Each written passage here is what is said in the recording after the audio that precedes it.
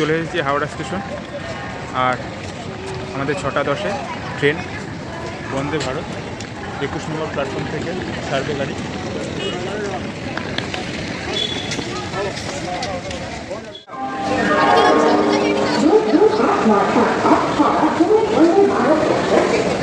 আমাদের ট্রেন চলে এসেছে Vande Bharat platform number 18।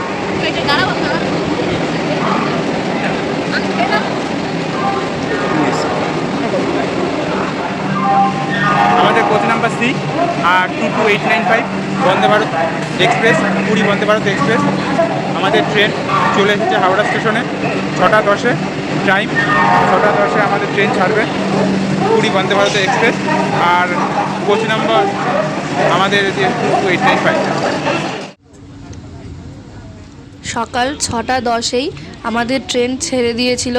Train ছাড়ার 5-7 মিনিট পরেই আমাদেরকে একটা করে 1 লিটারের জলের বোতল এবং নিউজ পেপার দিয়ে দেওয়া হয়েছিল, যেটা কিনা ইংলিশ নিউজ পেপার, বাংলা দুটোই ছিল।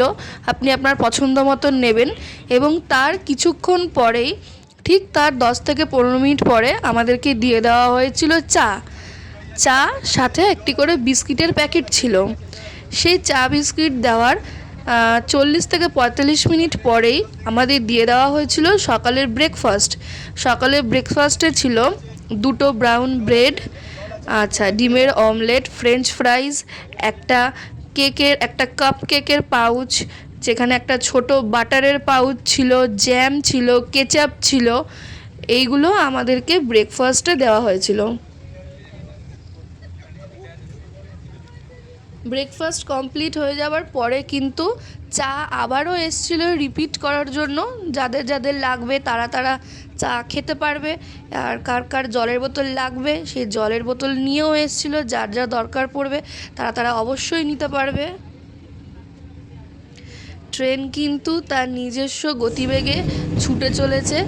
দুই পাশের অপূর্ব সুন্দর সব শোভা দেখতে দেখতে কিন্তু সময় কোথা থেকে যে কেটে যায় তা কোনো বলার অবকাশ রাখে না।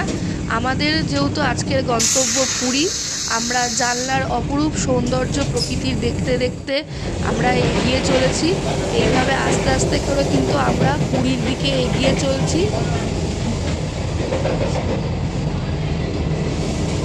আর এই বন্দে ভারতের গতি কিন্তু ধীরে ধীরে ক্রমাগত কিন্তু বেড়েই চলেছে।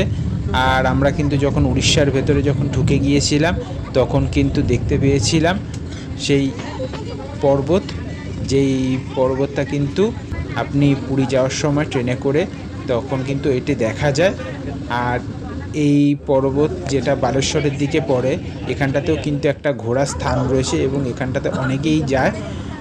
যদিও আমরা যেহেতু আমাদের উদ্দেশ্য ছিল পুরী অর্থাৎ ভুবনেশ্বরের দিকে, ফলে আমরা কিন্তু সেই অপরূপ সৌন্দর্য কিন্তু দেখতে দেখতে এগিয়ে চলেছি। আর পরিবারের সাথে যদি আপনি যান, সে কীভাবে যে সময়টা কেটে যায় গল্প গুজব করতে করতে, এটা কিন্তু সত্যি একটা আলাদা একটা অভিজ্ঞতা। একা একা ঘুরতে যাওয়া আর পরিবারের সাথে ঘুরতে যাওয়া দুটোর মধ্যে কিন্তু পার্থক্য কিন্তু থেকেই যায়।